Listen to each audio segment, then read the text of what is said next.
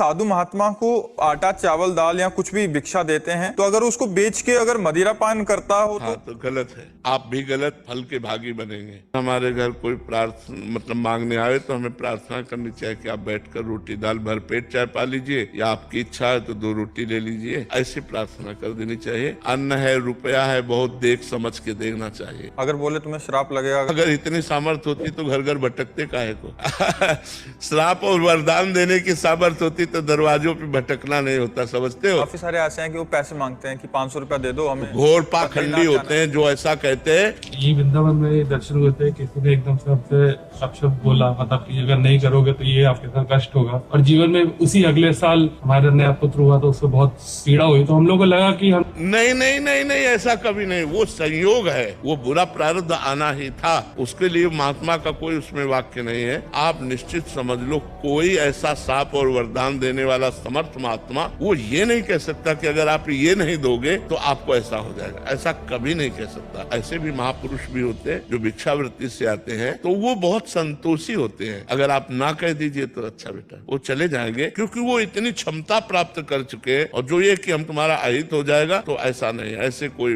नहीं, ऐसा कोई नहीं तुम्हारा अहित नहीं कर सकता है। हम तुमसे वादा करते हैं। हाँ, रोटी दाल पालो। आप ठंडी लग रही है, आपके पास कपड़ा नहीं, तो लो हमारी जैकेट ले लो, पहन लो। आप अगर बीमार हो तो चलो मैं औषधि दिला दूं तुम्हें। इतनी सेवा तो हम कर सकते हैं। इसके आगे रुपया हमें जहाँ देना है वहाँ बहुत होश में देना है। और ये बेच लेगा, इसको भी बहुत होश में देना है, क्योंकि वो शराब पीता है, मांस खाता है, तो उसके भागीदार हम भी तो बनते हैं ना। इसलिए दान सुपात्र को दे।